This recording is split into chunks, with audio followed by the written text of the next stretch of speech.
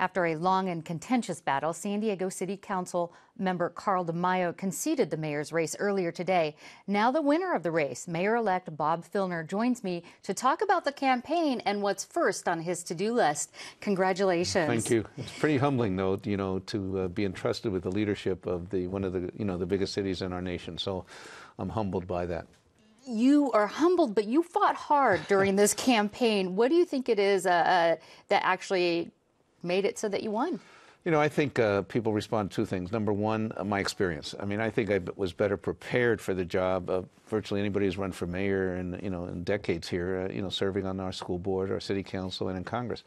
But I think my message that this was a change election, that we had to change from who has run this city for 50 years to opening that up to people in our neighborhoods, to people of color, to women, to those interested in the arts and in education and the environment.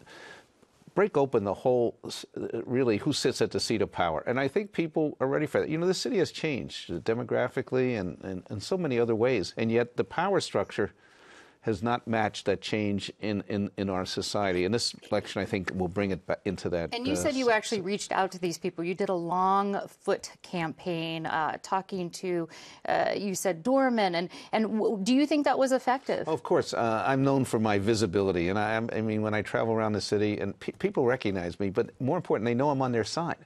And I go to community meetings. I go to town councils, planning groups, PTAs, soccer games, wherever, as they say, three people will gather, that's where I'm going to be. Well, let's talk about sides, because obviously there were a lot of, I'll call them passionate arguments during the debates, but some would call them nasty arguments during the debates. How will you reach out to your opponents on the city council now that you're mayor? Well, I've always been able to do that. I mean, I've been elected by my colleagues on the school board to be president, or my colleagues on the city council to be deputy mayor. And if you reach out on the basis of issues, on the basis that you want to have cooperation, people respond.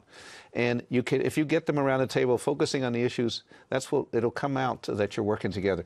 I've done that before, and we're going to do that again. What's your first priority now that there's a Democratic council? Well, I think we're going to focus on jobs, because when you have a functioning economy, a growing economy, people have the confidence to look at other issues, whether it's the arts or education or their neighborhoods, a little bit better. I want to expand, modernize the port.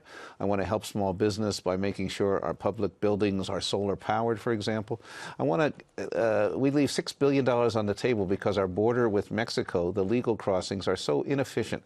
People don't come to buy a meal or shop. So we can't change that with good lobbying in Washington, and the fact that I know where to go in Washington, where the money is, and how to do that, I think will really help San Diego. Let's talk about that a little bit more. Transparency became an issue. It's an issue in Washington, and it's an issue here.